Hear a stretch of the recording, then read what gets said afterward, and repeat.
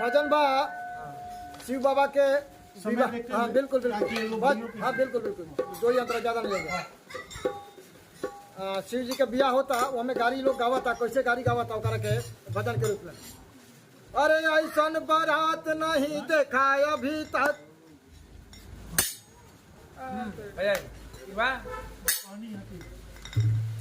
अरे ऐसन बारात नहीं देखा अभी तक जिया करे धका धक जिया करे धका धक।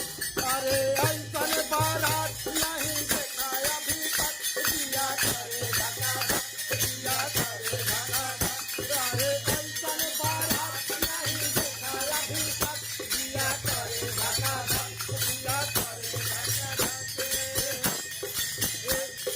कोनो को ये गोरा कोनो को हयेना कोनो के ये गोरा कोनो को हयेना कोनो को ये गोरा कोनो के हयेना कोनो को ये गोरा कोनो के हयेना सोना के हयेना उठा के टका टक सोना के हयेना उठा के टका टक जिया करे धका धक जिया करे धका धक। अरे ऐसन बारात नहीं देखा अभी तक जिया करे धका धक।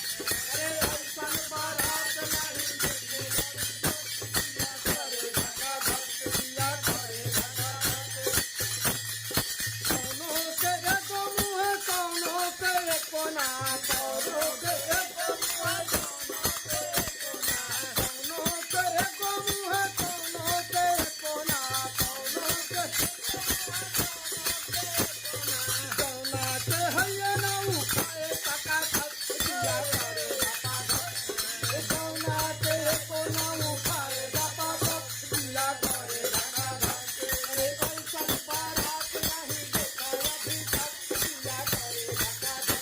अरे ऐसन बारात नहीं देखा अभी तक जिया करे धका धक।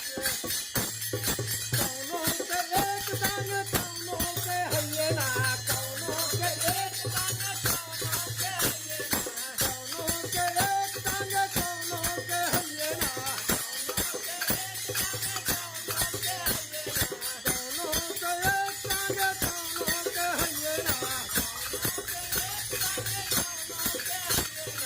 सोना के हयेना उछले धका धक जिया